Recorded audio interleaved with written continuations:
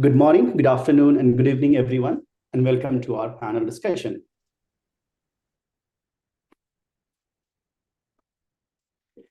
In the Viz and STI community, we often get paper reviews for more evidence or additional evaluations to strengthen contribution. However, this raises a critical questions: how to determine when more evaluation is necessary and when it becomes an unnecessary overhead that adds little value to the research. Understanding the role of contribution is a key in identifying the appropriate amount of evaluation for visualization papers. The challenge lies in navigating well-intentioned reviews asking for more evaluation. So how do you ensure that further study genuinely enhances the contribution? To explore these questions, we organized this panel to gather expert insights, spark discussion, and address, do we really need another evaluation? We have 5 expert panelists who will explore strategies for balancing meaningful evaluation with practical constraints, offering insights for both authors and reviewers on when further studies enhances paper's impact and when they do not. We have Nicholas Enquist, who is a William investigator and full professor in the Department of Computer Science at Aarhus University, Denmark. He serves as director for the Center of Anytime, Anywhere Analytics, a research center focused on AR and XR for data visualizations. Next, we have Tobias Eisenberg, who is a senior research scientist with INRIA at its Paris Scale campus. Next, we have Rita Borgo, who is an associate professor at King's College London and head of the Human-Centered Computing Group. Next, we have Michael Sedelmeier, who is a professor at University of Stuttgart and leads the research group for visualizations and AR/VR. Next, we have Cindy Young-Bearfield, who is an assistant professor in the School of Interactive Computing at Georgia Tech. Our panelists will start by sharing their position statement. Following that, we will dive into panel discussion. We aim to keep the session interactive, so we encourage all of you to ask questions. Please submit your questions via Slido or post them in panel channel on the Discord. So let's start with our first panelist presentation from Nicholas. Over to you, Nicholas. All right, thank you. Thank you for that introduction. Hopefully you see my screen now. Yes. Okay, so yeah, my name is Nicholas Almquist, as you heard. I'm a professor at Aarhus University in Denmark, and I've been a member of the visualization community for more than 20 years, kind of scary. And I've seen the role of evaluation change in that time. And of course, I've been both an author, a reviewer, and more recently, papers chair for the conference. And today I want to talk a little bit about how this change has happened and whether or not we've reached a new change, and whether we can answer this question, yet another evaluation. So for the record, I'm deeply invested in evaluation methods for data visualization. I've written on this topic. I've been part of the Believe workshop for many times, and as OPC for Viz this year, we were pushing this idea of evaluation and validation and so on.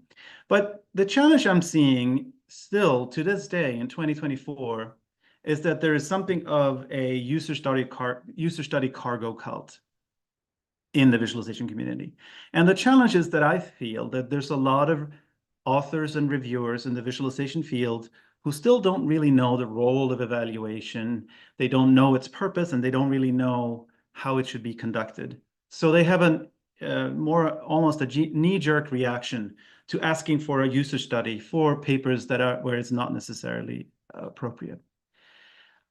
The golden rule for validation in scientific endeavors in general, and visualization, of course, is part of that, is that your validation should be matched to your contribution. So you should figure out what you're claiming and then design an evaluation accordingly. But this has become a challenge, and I can't actually believe we're still fighting this fight in 2024. This is a Viz 2013 panel program. And from this, you can see there was a panel more than 10 years ago called How Much Evaluation is Enough? So very close to what we're talking about today. And there were some prominent people on that panel: Min Shen, David Ebert, Brian Fisher, Tamara Munzner. I'm saying not that, you know, this panel is not needed. I'm just a little frustrated that it's still needed, because I certainly see this as a papers chair. I have insight, and I see reviewers many times ascribing to this cargo cult mentality. Now, Tamara Munzner, of course, who was a OPC for Viz as well, I talked to her about this, and of course she shared her position statement, very close to mine, in fact, 11 years ago. But she created her nested model for design and evaluation in 2009. And I think it's a good formalization of this idea of matching your validation to your contribution, because she says, you know, a visualization contribution can happen at 4 different levels, essentially, and they're nested. You could talk about the main problems, you could talk about the data operations and abstractions, you could talk about the visual representations or maybe interactions, and you could talk about algorithms. And depending on which contribution type you choose, and you might have more than one, you'll have certain threats. Some threats happen in a formative manner before you do the work, and some happen afterwards. So identifying these threats will help you choose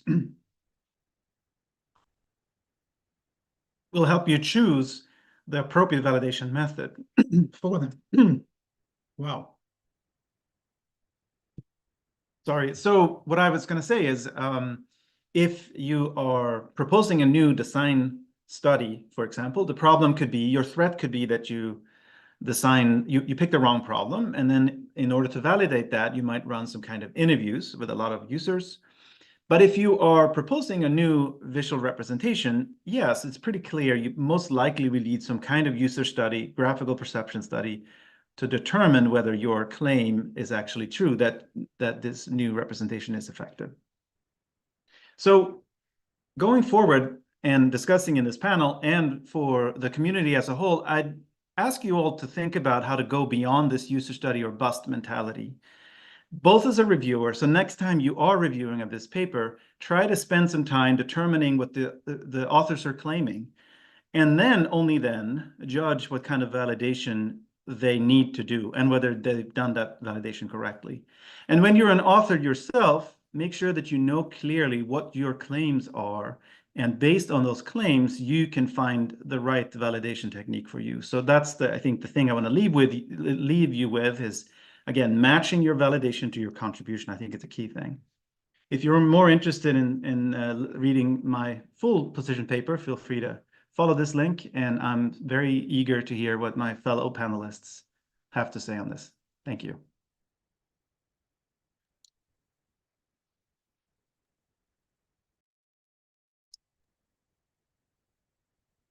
Thank you, Mike. Sorry, Nicholas. Next, we have Tobias. Can everybody hear me? Yes. Perfect. Let's see arrangement here on the screen. Have the right things. No, that doesn't work. Whatever. I'll go with this. So my statement is actually not that far from Nicholas's. My statement is, this is science, do it properly. Essentially, we're not in this endeavor of writing papers about our work. We're not writing literature. We're writing science papers. And in both cases, we have to tell a convincing story. Yes, but the science paper has to come with something in addition. As Nicholas said, we have claims, we have questions.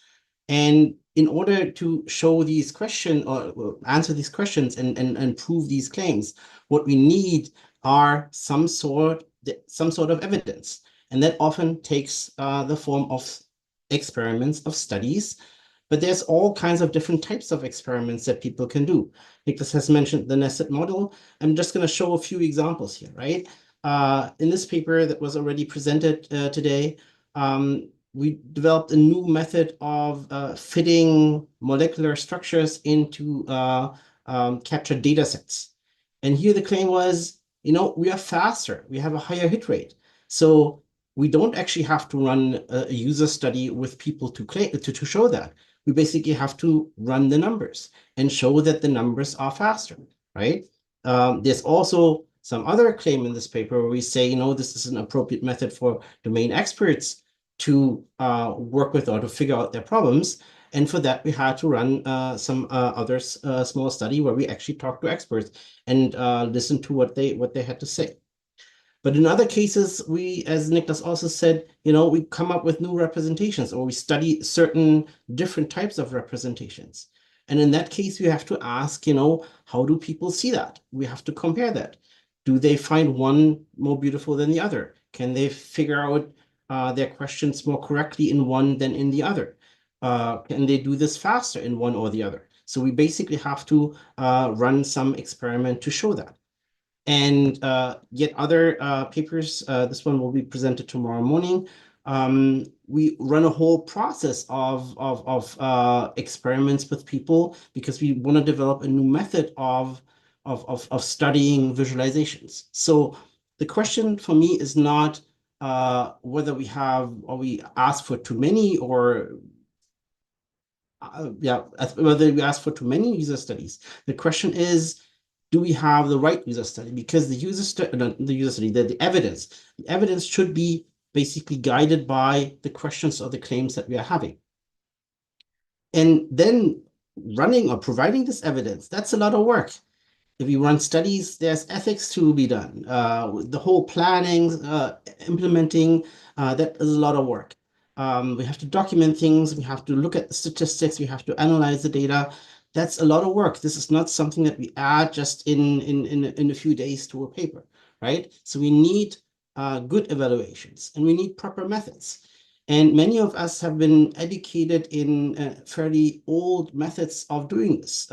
Probably everybody knows these p-values. And I basically here use materials from my colleague Pierre Dragicevic, who wrote an excellent book chapter about this, fair statistical communication in HCI, but it applies to Viz just as well. So here we have this hypothetical study that looks at 4 different pills that should like give us weight loss.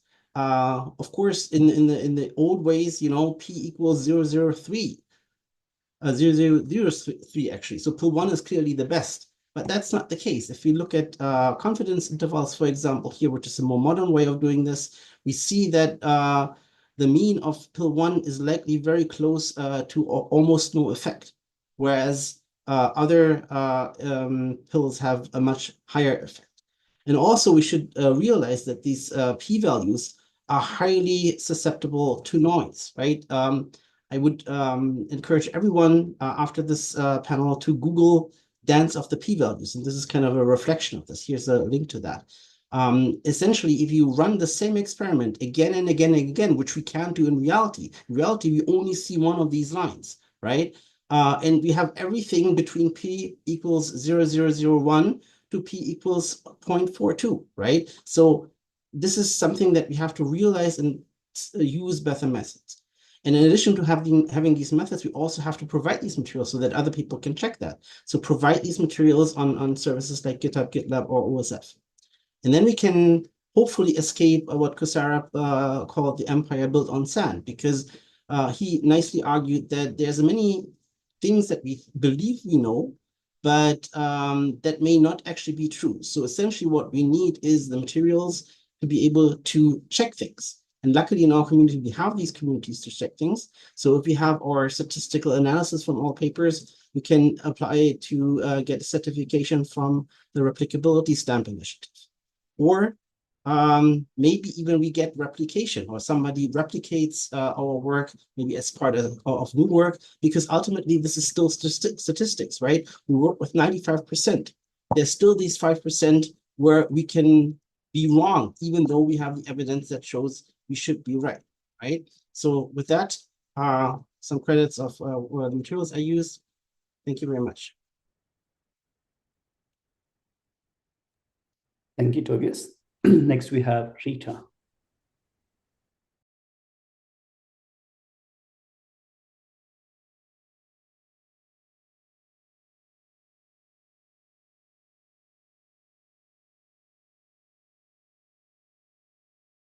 Rita, I think you're mute.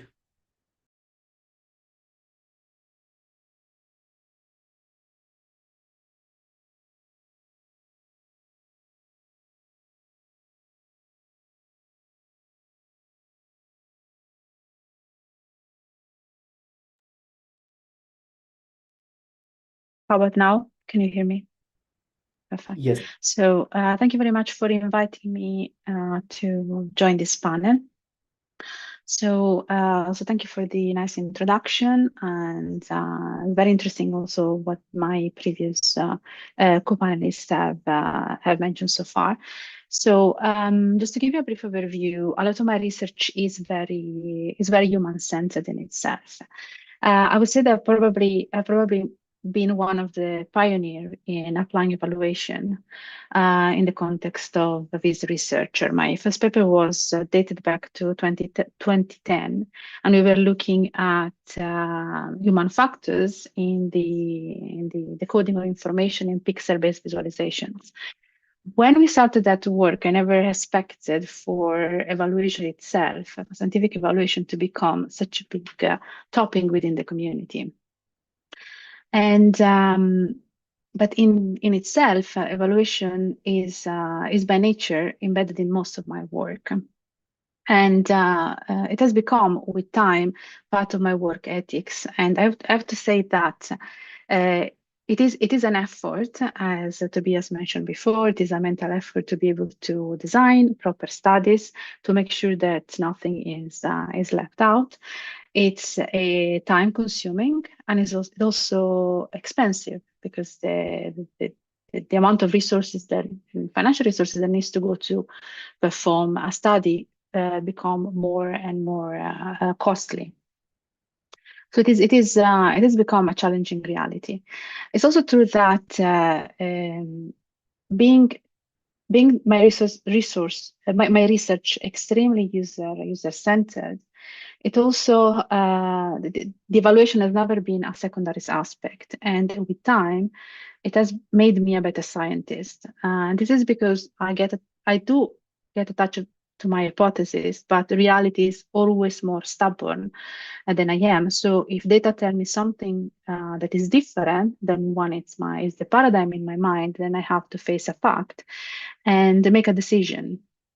And this has always been a weighting factor on looking at the integrity of my work. And integrity is something that is extremely important in my work and in science, of course. And it is also something that I've always tried to pass to my students. So the same way we need supporting literature to support our work, so we also need supporting evidences to validate our hypothesis, as also my panelist colleague mentioned earlier. So overall, I really don't have a problem with evaluation, but what I find challenging sometimes is something else. And I think that we have been touching on it already. So is it evaluation really the problem, or is it actually the review that we are getting? I've reached a level where the bar is being so high that it's become at times unreasonable. So just to give you a couple of examples, I would like to ask you how many of this sounds familiar. The user study would benefit from a much larger sample of participants. The participant sample is not balanced. The number of domain experts is too small. The case studies should be complemented by an empirical evaluation. Qualitative evaluation is subjective and lacks statistical validity. X, Y, and Z variation should also be evaluated. Statistical reporting does not follow guidance from X, Y, and Z. And of course, finally, just drum roll, you should have done an evaluation. So I don't want to say if these statements are true or false, they are valid or not. I leave this as an open question. But something I would like to mention, and it's something that I have referred a lot in my research time, is a quote from Alexis Carrel. Alexis Carrel was is a Nobel Prize in medicine. And once he said that a few observations and much discussion lead to error, and many observations and a little discussion lead to truth. Now, for Carrel, discussion meant a discussion based on preconceived ideas without looking at the object in front of us. In fact, the full sentence reads, "It is easier to argue than to observe. As everyone knows, few observation and much discussion lead to error, and many observation little discussion to truth." So evaluation has its place when it helps when it helps us not to accord our results to a scheme that is already in our mind, and when it helps us validate our own hypotheses, avoid being oftentimes in good faith trapped by our own intuitions, by our unconscious bias. So oftentimes I found that something that looked logically true can actually empirically false. So evaluation has its place, but something that I want to put as a statement is that we need to stop using evaluation to keep paper hostages. And I would like to conclude this as my contribution and leave the space to discussions. Thank you. Thank you, Rita. Now next we have Michael Silvermeyer.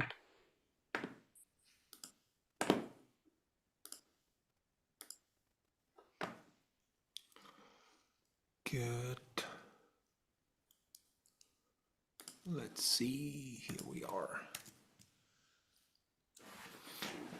I assume you can hear me and see my screen. If not, people usually start shouting. So hello everyone, thanks a lot for the invitation to the organizers. Evaluation is a great topic. I've talked about that also many times in my life. My name is Michael Sedelmeier. I'm a professor at the University of Stuttgart here, also a co-organizer of Believe, the workshop that also thinks hard about evaluation for many years.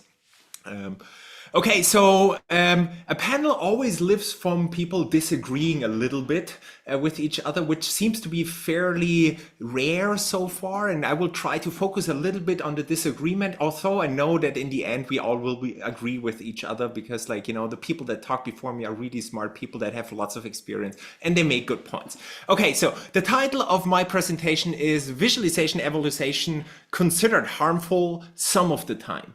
So for the older folks, you might have seen a similar title, and that's also the point of my position that I want to have today, which is sort of a bit similar to what Niklas also said. It's not a new problem. We have had this discussion for a long time. It's interesting because it's sort of like, and I felt we were on a good track, but now things come back. I think the pandemic destroyed some neurons, and so now we're back to, like, you know, where we started 10 years ago or 15. Not exactly. I think there's something out there. But my point is really there's plenty of work we can learn from, and I'm going even further back into the past than Niklas did with Tamara's paper. I want to talk about some work that I found very influential in my career from Saul Greenberg and Bill Buxton from CHI, HCI, 2008. And as you see, the title is very similar to the title I picked for my presentation here. And their focus is really on formal usability testing. And if you read this paper, now it would be, of course, like an in-person conference, the time to ask, like, who read this paper? And then people would raise their hands. Then I would ask you tricky questions. And it turns out, well, you know, I read it like 15 years ago, but I forgot what's in there. So Niklas read it. Yeah, that's good. So there's things like don't blindly apply one evaluation method. So that's specifically for usability testing, what they were talking about. There was a huge problem in CHI. I think things changed, but, like, you know, at this we're facing similar issues. We heard before the goal question contribution should come first, and then you should pick the right evaluation method. That's also something, like, you know, Niklas and also Tobias already said. So I think something that's really interesting that's also made in this paper, the point is look beyond your community. I think, like, we're very much focused on, like, oh, this is how we do things and this is the right way. But, like, you could look outside into other communities, for instance, into architecture, and look, how do they do their work? And so here's something I sort of disagree a little bit with, like, you know, the previous speakers. I think our community is mostly doing design and engineering. And that's not bad. It's great. I love doing that. But, like, you know, really doing science and, like, you know, having, like, you know, user studies on, like, you know, theories, like, you know, this is something that I'm seeing rarely happening in our community.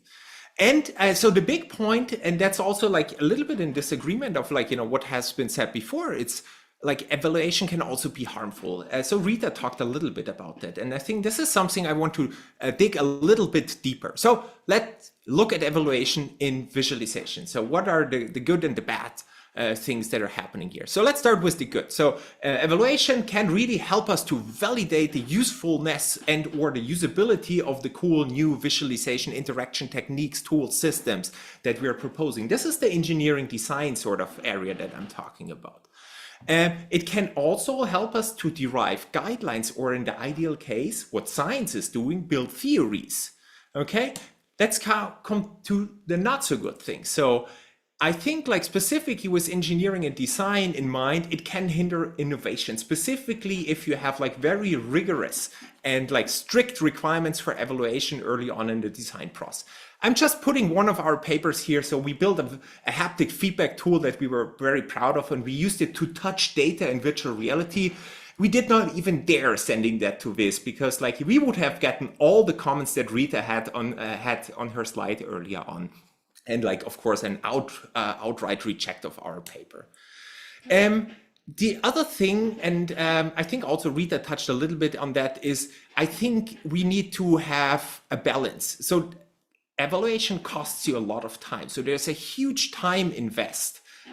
If you get asked to, like, do certain, like, or even more evaluations. I'm just quoting, so this paper is not accepted yet, but like, we had a visualization tool that we built for composers so that it supports them in composing music, which I love. It's great. I love music. And so we evaluated in the first round with 5 musicians. So then we got the feedback, oh, now you need to work with a real composer. So we worked with a real composer over half a year. Great, like, it ended up in like multiple compositions. One was even recorded by the Munich Symphony Orchestra. Great, and it has been played at the Biennale in Venice for, say, 5 months, sorry. And it was rejected again because, like, the problem was we're not able to generalize across multiple composers. Anyway, so next time we're thinking about building a tool for the Pope, and we will get the rejection that we need to be able to generalize about across like multiple popes and test it. So sometimes, like, expectations are really, really high, and I think it just hinders, it stops us from doing other work. Okay, and then what is the visualization theory? I think there's really, like, if you go to Chi, I think Chi is not the place where you look for, like, deep theories. Go to physics, right? They have real theories. But Chi at least has Fitz's law, right? You all know Fitz's law. Like, how long does it, like, take me to click a target is you can compute based on the distance and on the target size. That's great. And there's hundreds of studies that, like, replicate things. And so then I think, like, it's worth it. There's a theory that you can refine, you can reject, you can, things to it, and you can use it as a foundation for your empirical studies. In Viz, that's largely missing. Okay, let me conclude with my wish list. So I really want to have people building on the past that, like, is out there. There's lots of literature. Tobias quoted Pierre, fantastic, but actually Pierre's work is based on Geoff Cummings.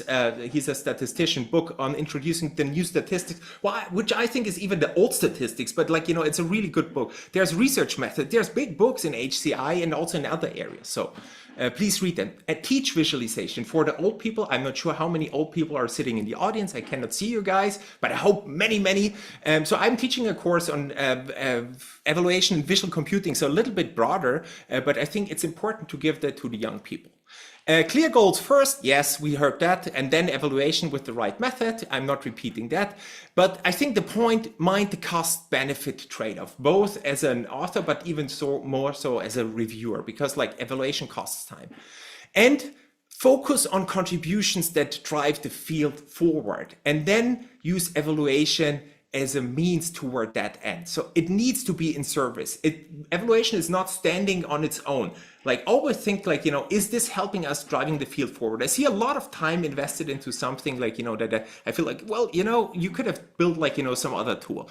Like, things that I personally love, like, making things more scalable. This is really easy to measure. Well, if you, have a good solution, progressive solutions, that's a really hard problem. Like, how to make our tools work with, like, billions of data points.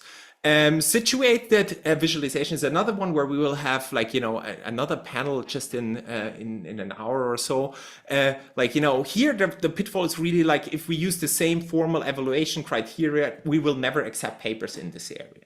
So on that note, I conclude and hand over to the next speaker.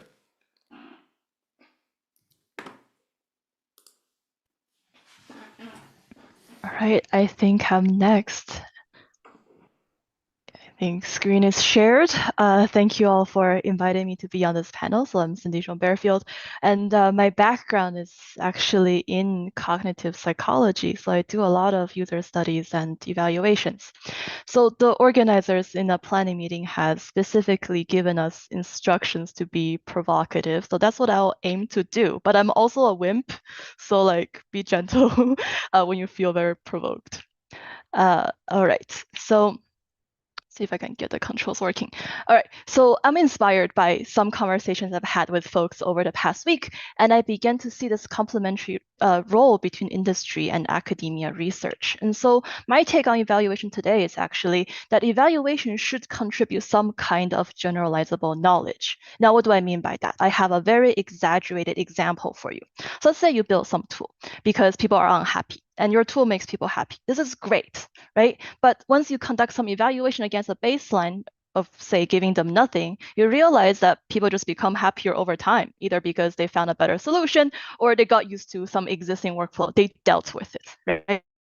And then maybe you try evaluating against some other baseline, say banana peels in this case, and you realize anything can make people happy. So is there a difference between what you show people at all, right? And let's imagine you conducted a different thread of evaluation where you only show people this frame without the core here. See if I can point at it. You only show people the frame without the core. And you found that in some cases, things make people happy, and in some cases it doesn't. Your tool made people happy, but only showing them the frame, it didn't. So something's up with this frame. And you continue evaluation to try some other variations. And let's say you conducted 2 more evaluations, and here's the result. And maybe we can take a moment to stare at this and see what we can conclude from this.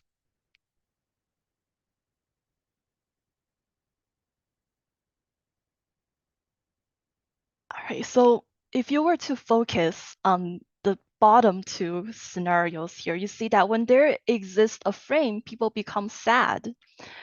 And when you take away the frame, people become happy. Banana peels can make people happy, but only when there's no frame. And people are happy even with the frame when you show them this core. So what this is really bringing us to is that this core must be making people really happy. So with this example, now you know why your tool and the banana peel, they all make people happy. Right? It's because this core in your tool is really great and it makes people really happy. And the computer frame makes people sad, but that sadness is compensated by the core, right? So your conclusion is you're able to reach some kind of generalizable knowledge that frames make people sad and core makes people happy. And you kind of discovered the why behind why your tool works. So what I'm trying to say is that it's really not about the number of experiments or even the number of participants in an evaluation. I think that a good evaluation should really help people understand the why behind what you saw or what you did. And a good evaluation should produce some kind of generalizable knowledge. But I also want to emphasize, because I want to echo a lot of the things that the panelists have talked about previously, generalizable knowledge that can take many forms. It doesn't always have to come from a user study. It can be design needs that you identified in some workflow.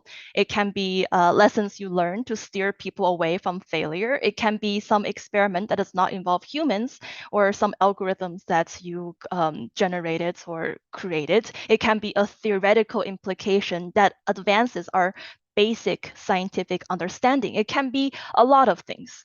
So I think, don't focus on the user study of the concept of having to involve users. Focus on thinking through your design choices. You want to justify the choices you make. A lot of times, I think the reason that a lot of reviewers ask for evaluations is because they want to know why you arrived at this choice that you make in your design of your tool, your system, your experiment. And sometimes you don't have to conduct a user study to justify everything, right? So maybe we can talk about that later. I generally think that it's a good sign that our community is asking for more justifications, but we shouldn't overdo it, right? We shouldn't do more evaluation for the sake of just doing more user studies. We should do it for the sake of justifying our choices.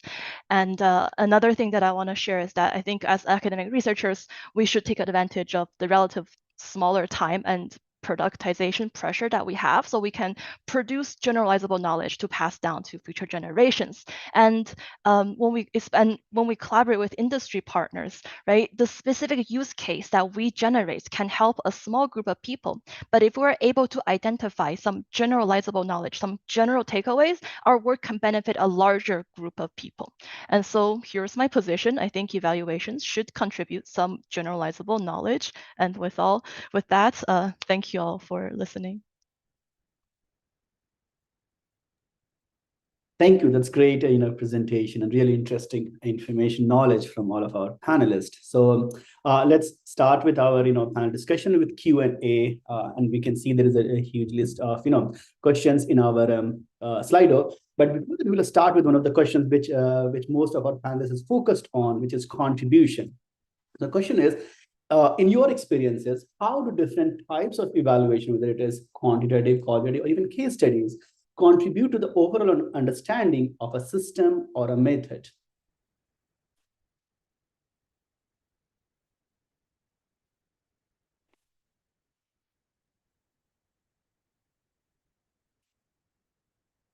Was I audible to everyone? Yes, okay.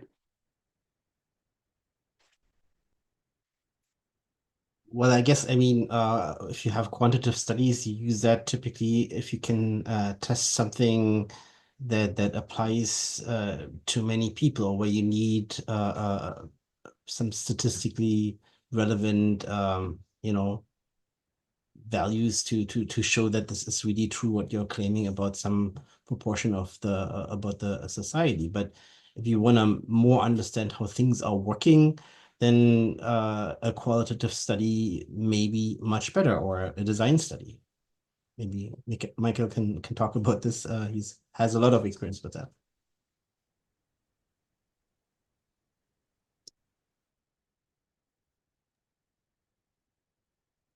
Let me add my point, perhaps. I think evaluation methods are a toolbox. It's a toolbox, and it's split into various dimensions: qualitative, quantitative, formative, summative. It depends on different settings, some of them in the field, some of them in the lab, some of them in the workplace of the people. And there are no hard and fast rules. I think there's no single evaluation method that's superior to any. And unfortunately, a lot of the decisions you make as a visualization or HCI researcher comes down to experience and having seen things in the past, so that you know which tools to apply. But I would say, going back to my position statement, one rule of thumb is to figure out what are you trying to claim. And if your claim is that my visualization is more effective than other visualizations, maybe that means that will suggest some validation methods, perhaps a graphical perception study, which will be perhaps a lab experiment or crowdsourced experiment or something. Or if your evaluation is a new toolkit, maybe you need to do a programmer study where you analyze their performance in replicating existing visualizations or something. So I don't think there's a single method. You have to adapt to what you're trying to do. Many times you might even want to triangulate multiple types of evaluations, like you combine a user study with a deployment in the field and figure out adoption or something. It depends really on the complexity of the contribution you're trying to push. So as Tobias mentioned my name, Rita. No, go ahead, go ahead, Michael. And so I have some point to disagree here. So I think the triangulation with many evaluation methods. So what's the point, right?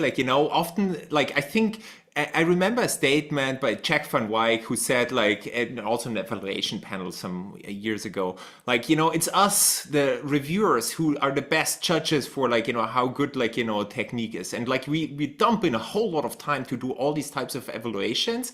And I think we should be very careful at, like, what we're asking, because we're stopping people from doing other things. So I would have had a question also for Cindy, which is like, what is the generalizable knowledge that we have drawn from our, like, empirical research in visualization so far? Design studies, like we wanted to do a meta study on design studies, like, what have you learned from all the design studies? So this was together with Heidi Lam and Mariah Maya. We worked over years. We never published a paper because we figured this is almost impossible, because this is really, really hard to generalize. So this is my criticism on theory. So in general, of course, I do agree. And on my slide, like, there's a few papers like that you can read. There's McGrath, even from the 90s, 1995. It's a good paper. Methodology Matters, giving guidance on which evaluation technique to pick. Sheila Carpendale has even translated that later on in the book chapter for visualization readers, which is fantastic. Go and read these papers. Also the Lazar book that I had on my list. This is, of course, like, coming from a more HCI perspective, like, like how to pick, like, an evaluation method, and, like, which one is good. The last point, sorry, this is a long answer, but I've also seen a question that I upvoted in Slido here. Which is like, how about quantitative evaluation methods? So my understanding of evaluation is very broad. I love really clear-cut quantitative evaluation without human beings, because usually they have clear goals, like we want to make a faster algorithm, like we tested it with like 32 data sets, and look, we're better than like the competitors, and we're not comparing to dead horses. This is fantastic. Also, qualitative results inspection. You see Tobias smile, because this is a category we added to, like, the existing categories a while ago. Like, here is like, a visualization, and I show you it looks just great. Like, it looks much better than the old. And you, as the reviewer, as the reader of the paper, you see that. That can be like, easy, low-cost evaluation methods that I think many of the times are more helpful than saying, well, we asked like, 32 people and they really liked it. They think it's beautiful. So, okay, good. I stop here.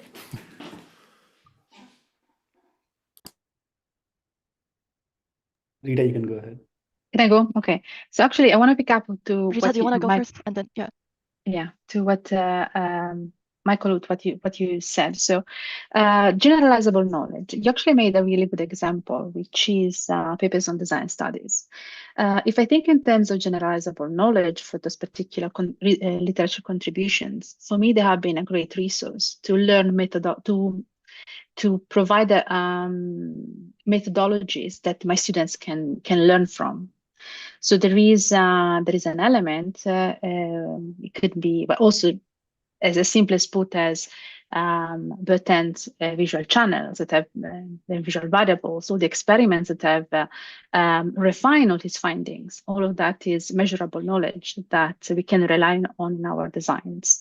So there are these nuggets of generalizable knowledge that are within all the studies that we do. Then it's also true that sometimes, not always, so this kind of empirical findings that we are able to gather through our evaluation oftentimes are not as huge as we might expect, or it takes time. Some studies can take can span across years before we can really pin down what is something that can be solidified as a methodology. If I think, for example, and when I started, the design study methodology did not even exist, and now it's a consolidated paradigm that there are different flavors to it, but it is a consolidated paradigms that people can follow to, for example, to structure their papers, and that is a great contribution. But it wasn't as immediate on the spot. Still, the validity has been has become more clear over the time. So I think we need to also consider the fact that it takes time for a finding to really prove itself to the extent that it really carries. The other things that I wanted to mention in response to Ghulam questions. So how different types of evaluation contribute to the overall understanding of a system of methods? Well, when we look at a problem, especially a scientific problem, it can approach in so many different ways. So I agree also with what Cindy mentioned, that it depends on what is our contribution, what is that we are trying to prove. And that is extremely important. There is always a temptation of when we review a paper of asking for more questions, for further evaluation, further type of evaluation, and that in itself is not a negative instinct that we have, because it's we weren't curious. The problem is when we are not. So I think what is critical is that we need also to have experience of what is the implications of each one of the methods, what are the strengths, what are the limitations, and if they are comparable to what the main objective of the paper, of the research is there. Otherwise, it's the domain of possible way of evaluating something is infinite, and there is literally no way out. Cindy, Yes, you have thank the you, Rita. stage. Yeah, I want to respond to what Michael was posing earlier about if the artifact is convincing enough, then maybe the evaluation is not as needed. I was thinking that a lot of times you have a very convincing artifact, but then the evaluation that comes after raises some questions. Like, to give a very exaggerated example, let's say not only that they build a really cool thing and then they ask people. They evaluate it by asking their best friends if they liked it, and then they winked at them and also said, if you say you like it, I'll give you $20, right? So that's clearly like a questionable evaluation. So to kind of bring it back to Ghulam's question, maybe it's not about the qualitative or quantitative methods, but about the quality of the evaluation. Even with a really good artifact, right? You can't it's going to be difficult to publish a paper when the evaluation is clearly flawed. And at that point, maybe the evaluation is considered harmful.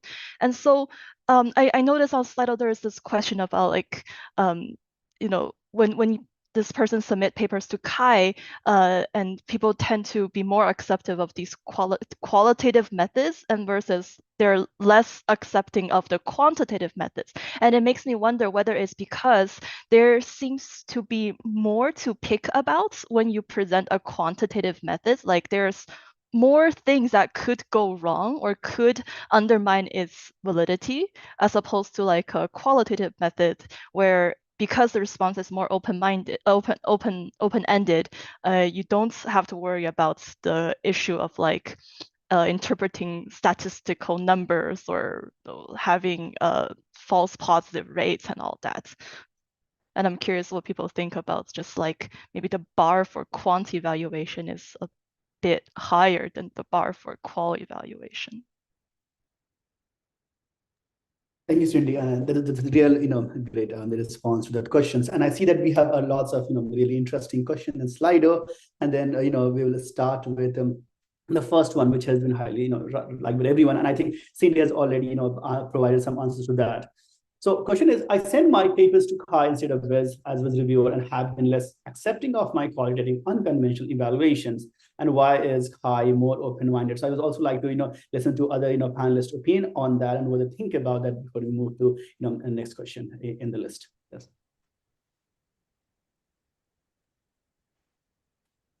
I can begin maybe to answer that question, because I think it ties to my position statement to some degree, because a cargo cult is a kind of performative culture based on observations, and that's I think in many ways what many visualization reviewers and authors are doing. They have the impression that this work should have a user study, that this evaluation that this author is submitting is non-standard, and because it's non-standard and it's outside of what they're used to, it is by definition bad. Whereas perhaps the CHI community has a bad reputation within visualization to always require a study. But in fact, I think that's, again, an effect of cargo cult mentality. In the Chi or the HCI community, it's a very diverse community. There's people from both very quantitative, very technical engineering sides to people that are very qualitative, that do design ethnography, and they have design-oriented or very theoretical contributions. I think that just means there's more tolerance and more understanding of that validation can take many forms. And I think that is why this person is getting a better reception for their work within that community. One small addition would be to say, there is a visualization subcommittee at Chi. It is populated mostly by people from this community. So yes, perhaps it's the people that identify as HCI people within Viz that actually are part of that subcommittee and form the review community. But I still think it is a more tolerant area for varied forms of evaluation. Niklas, would you maybe say that there is, I mean, you mentioned that slightly, that the Chi community sort of has more experience of other forms of evaluation, and then it would just be our task as authors to, even in the paper, say, I have this claim here, and the best way to evaluate that or to provide evidence that this claim makes sense, or my question is being answered, is this form of evaluation, and this is how it works. So then it's just my task to kind of educate people as part of my paper about this relevance and adequacy of this new form of evaluation.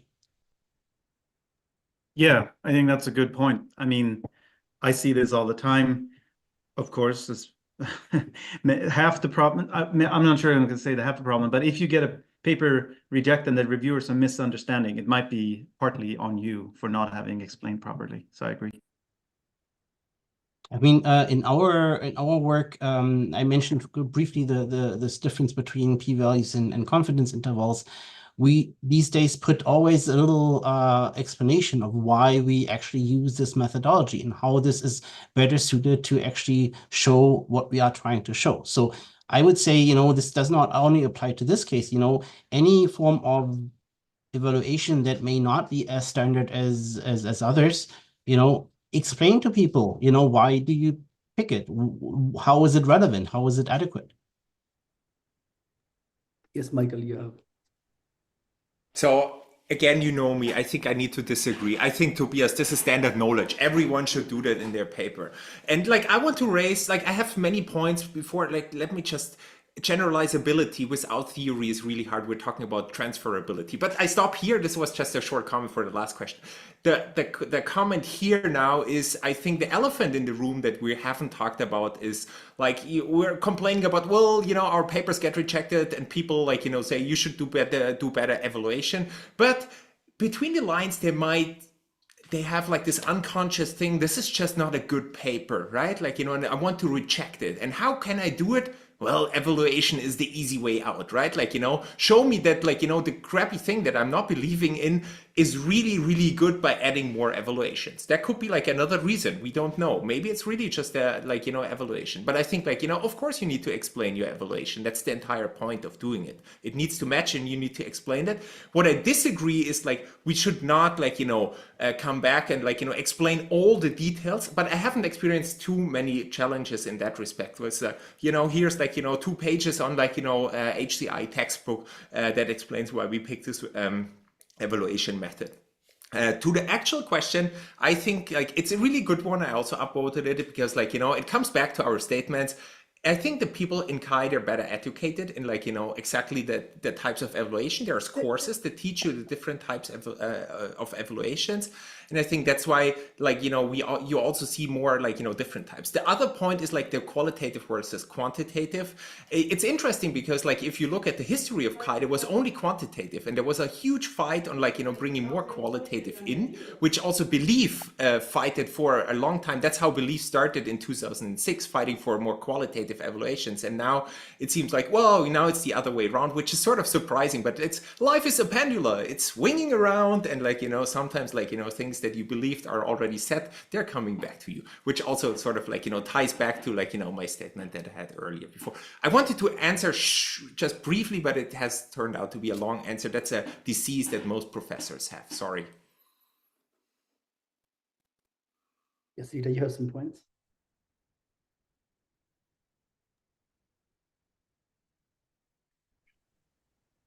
I can just add just a very brief brief viewpoint. So I have been reviewing for CHI, and I would say that I agree with what Tobias said, which is that oftentimes the visualization community lacks experience with methodologies that go beyond what is more considered the quantitative approach in a way.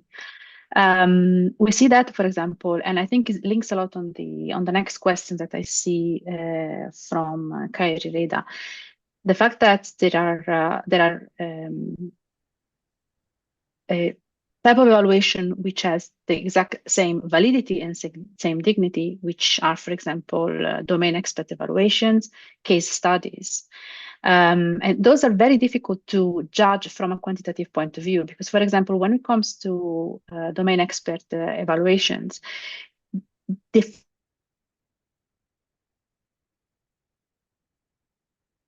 it's very, very difficult, especially if any one of you have worked with healthcare specialists. We work with a neurosurgeon to be able just to get one neurosurgeon to spend time with us and not doing their own specialized work. Michael, stop being a distraction. I don't think they can see you on YouTube actually, unless you talk. I don't know. And in that case, it's not the quantity of people, it's the quality of the people. And inevitably, the type of feedback that we have is qualitative. It's not necessarily quantitative, but it's the value is as the same dignity as a quantitative study. So I really think that we need to focus on training our students, which will be the future reviewers, on how to approach this new way of assessing the validity of the results and the contribution of a paper or of a study, beyond what is just something which we are more comfortable with, which is the application of a mathematical formula. I very much agree, and also, I think if we hear that people go rather to CHI than to Viz to talk about their Viz work, and this is a dangerous development. We should educate people to stay with our community and teach us about good practices. Just one last thing, just to end on a positive note. I've been on the visualization committee for CHI, and it's all people from our community, and they've always been a very pleasant experience. So we also have really, really good people and good reviewers in the Viz community. Thank you, everyone, for the responses to that questions. Now we have a really good number of questions. We'll try to move to the next one, which is most of the evaluations discussed so far are human subject-based. What do panelists think of more evaluation that are technique and benchmark-based?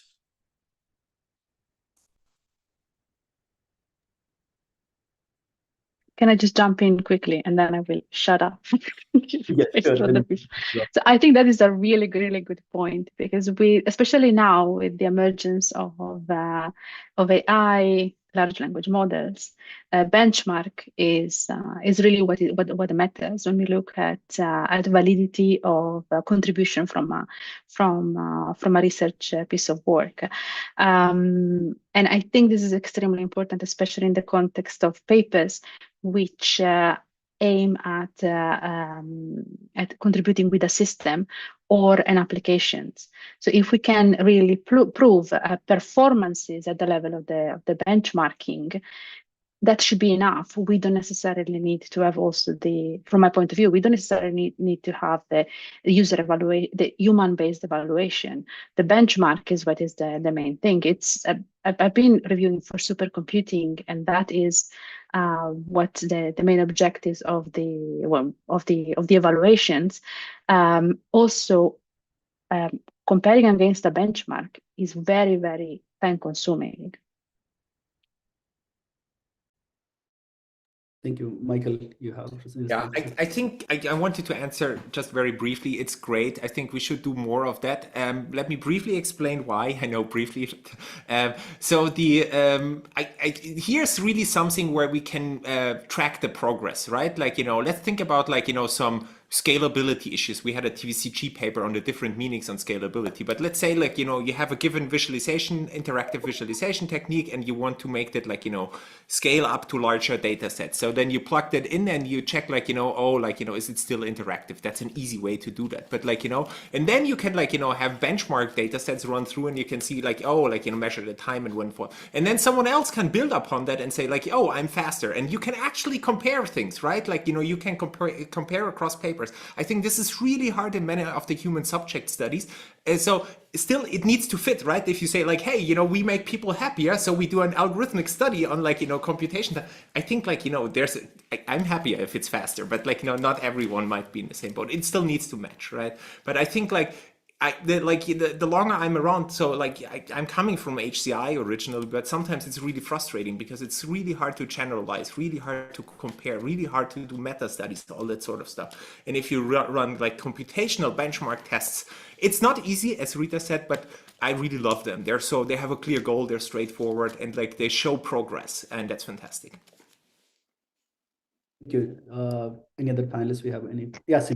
Can I just quickly add a thought? So in terms of benchmarking, I wonder when you print a paper that has a bunch of different benchmarks and it doesn't have a user study, like what is stopping reviewers from asking, why can't you also evaluate this with a user study? Like how can we balance this need for more evaluation is going to be better? Like, sure, I can see that adding a user study to this evaluation will make it even more comprehensive, but a paper can't be 20 pages long. So do you all have any suggestions for like how to balance this request for just more and more things and stopping at some point?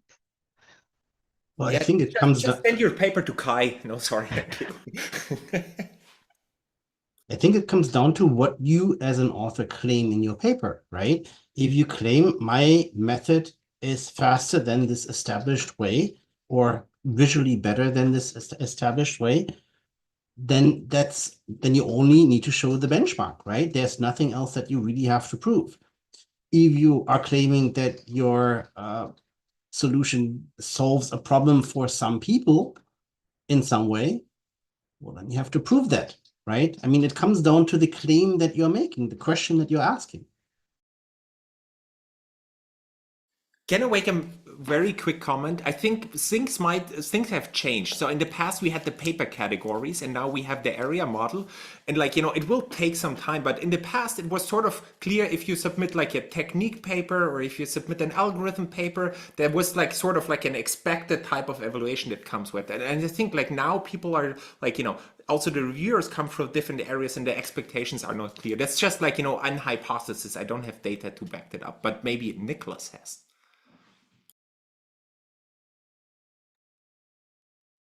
I think in that order, we have another question from the Slido, which asking authors not to do unnecessary user studies feels like victim blaming, as it is reviewers requiring this.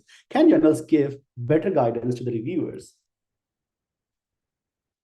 And then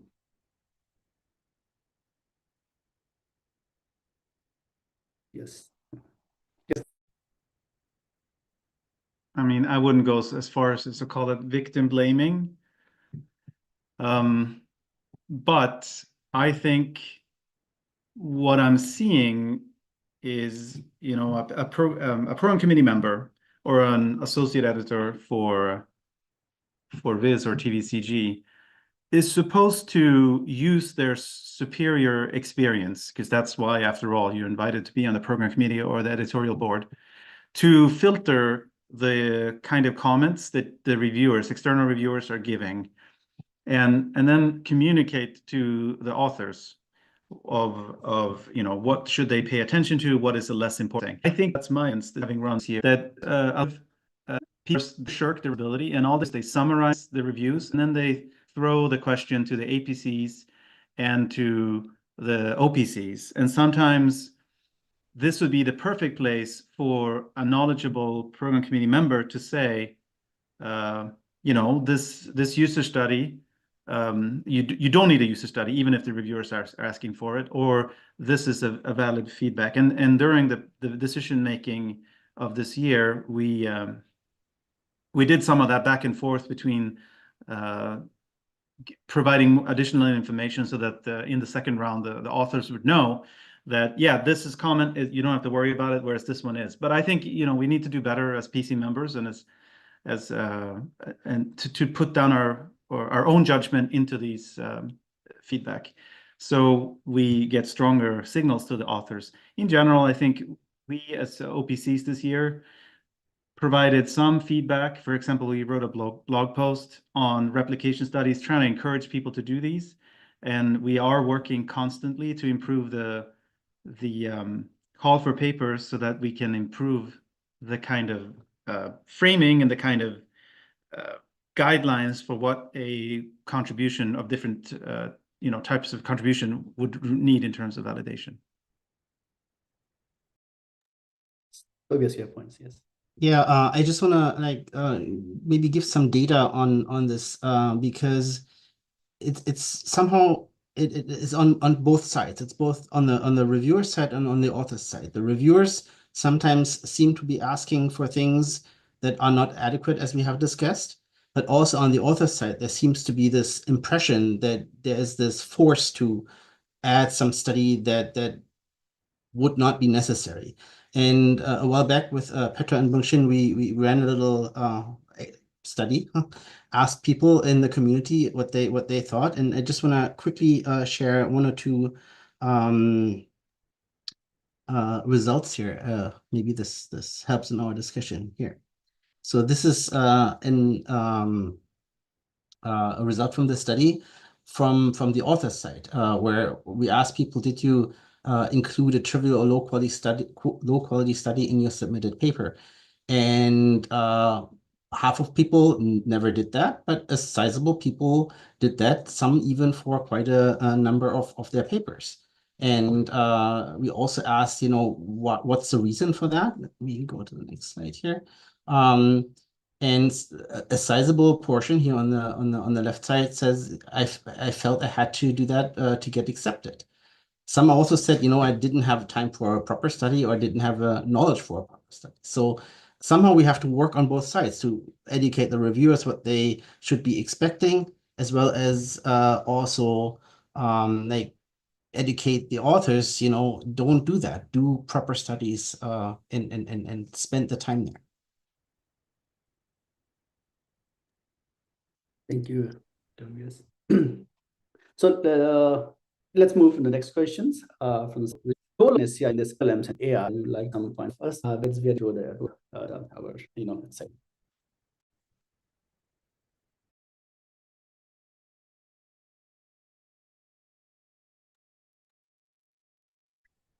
Yes, I can just contribute with some of the research that my students are currently undergoing. I think in the area of explainability, visualization and evaluation are really critical.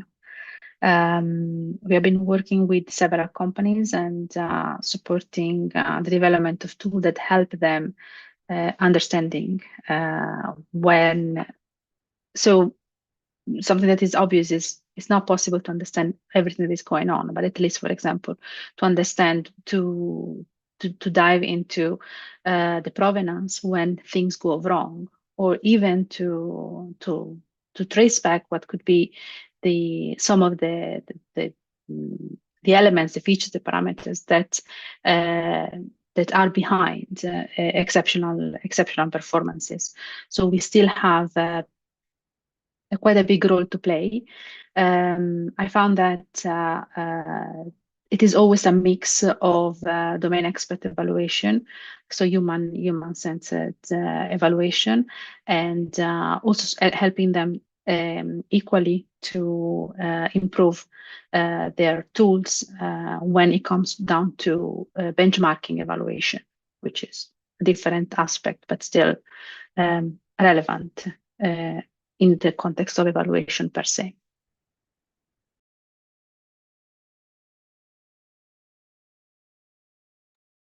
Thank you. Any other panelists with any points on response on Yeah, that? I'm not sure how much intelligent responses I have here. I haven't thought about this long enough to be able to have a coherent answer, I think, but I would note that at this state in time, especially in the HCI conferences, since ChatGPT-4, or GPT-4, I should say, there's been a huge number of systems that are very thin layers on top of GPT. And that's certainly true, I think, for visualization as well. We have seen a growth there, and I think that what that means is you have to ask yourself, what is the contribution from a visualization standpoint, and how much of what's happening is really just within quotation marks GPT or the LLM in itself. So I don't know. I don't know if I have a good answer here, but I think we're going to be moving into the LLM or generative AI space if we focus too much on the valuation of these things. Thank you so much, Nicholas, and to answer that question. But so we will move to our next and last questions, and where we will request all of our panelists to give less one concluding remark within 1 minute. The question is, how can we balance the need of rigorous evaluation with practical constraint of time, resources, and participants' accesses? So we'll begin with Tobias. Boy, how can you balance these things? I guess, start early, considering what you are planning to do, and maybe start collaborations that no longer you are just one person or a local group who's working on it, but if you need some experience, ask other experts, collaborate with people. Next, Nicholas. Yeah, I would go back to two of the themes I touched upon already. One being figure out what you're claiming and what your contribution is, and do it as soon as possible, just like Tobias is saying. If you know what kind of a paper, what kind of a beast you have, what you're working on, then you can plot a course of how to validate that, because you're gonna need validation in some way, be it a case study or an exam application scenario or a full-fledged lab study. So to do this, you should pick up this toolbox of evaluation methods I talked about as well. So the more you know about what can be done in a rigorous way, the better your evaluation will be. So definitely don't leave your evaluation to the last moment, but as Tobias said, plan for it from the start. Yes, thank you. That's a great point. Cindy?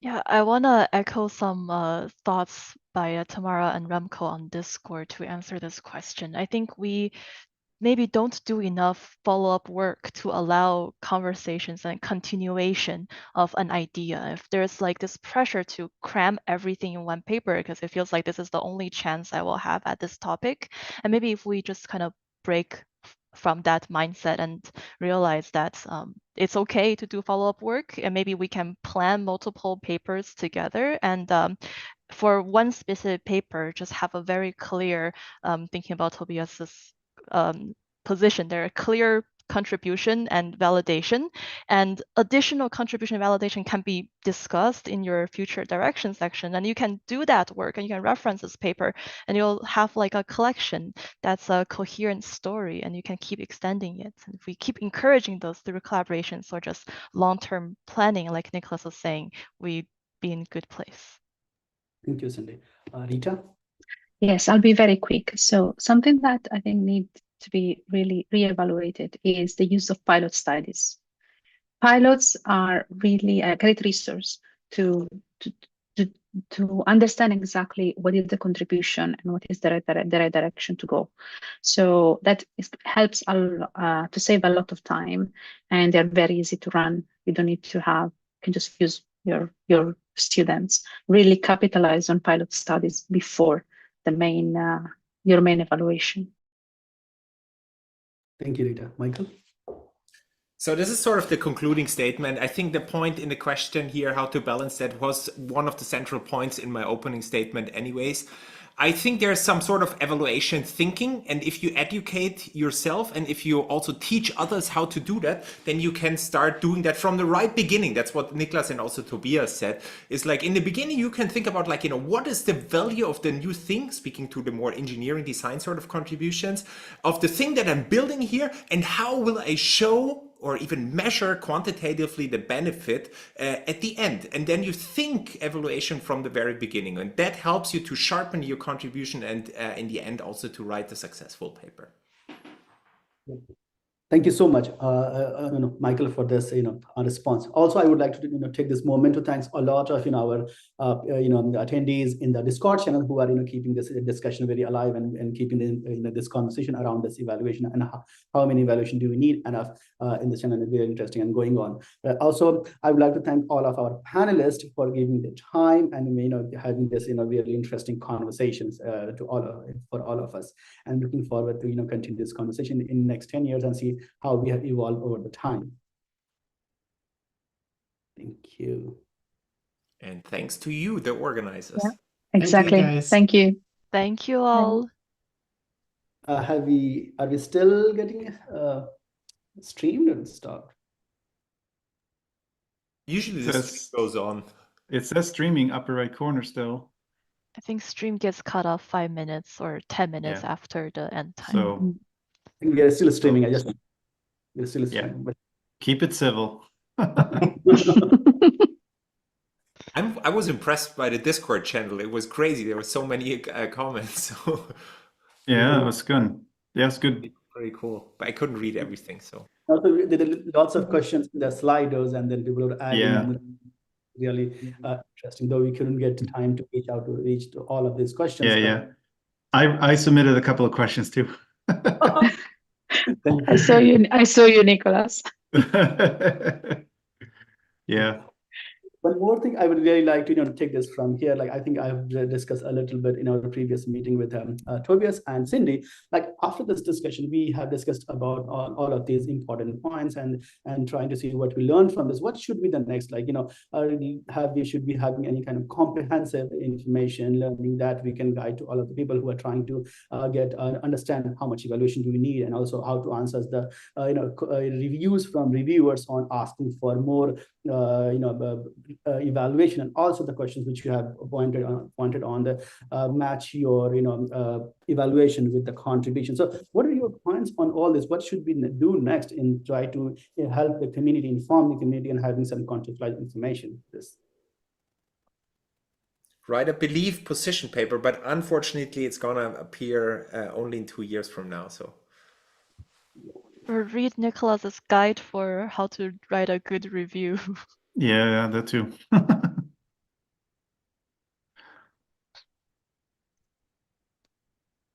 Maybe we can just collect a few of these resources. Maybe under your panel website, you could list some of the books that Michael has shown, some of the references that everybody has mentioned. There was also some references on Discord. by the way, there is a chapter on case studies in this book. That's what I wanted to show, but it was blurred out. Rita, sorry for that. It was just in the question, like, why are we not doing it? Yes, it's in here. I love that book. I love the book. one of my questions was actually for Tobias. I wrote on the Slido about the Graphics Replicability Initiative, or STAMP Initiative, I think it's called. And I looked into it a couple of years ago. It seemed pretty meaningless. Maybe you've had more experience with this, Tobias, because I think they are just saying, oh, you need to replicate one image in the paper using code, and then you get that stamp. Is that fair? This is technically true, yes. And However, it seemed like more for computer so graphics than for first us. of all, small plug. Tonight, after the end of the main sessions, we'll have a discussion, 15 minutes announced somewhere on Zoom, the future session within the community. So connect and discuss with us. And I feel that, yes, right now, technically one picture replicated gets you the stamp. But I think following the methodology that is kind of required by this initiative adds so much for yourself. So I've seen that now with a couple of our own papers where it basically forced us to script things, forced us to document things, forced us to test things properly. One of these things still in progress. We haven't Tobias? Yes. I'm so sorry to interrupt, but the feed will be cut because the Zoom is going to cut out. So I'm so sorry. No worries. I don't want All to right, be. we'll be there. I'm just saying you Tobias. should take the conversation on Discord right now. Thank you. So Thanks, sorry everyone. again for interrupting. Anyway, it helps you to test your things and you can fix things, right? And for the future, it allows you to do better work. You know, people can replicate your work. And nobody says that you only have to do one. You can do everything, right? That's true.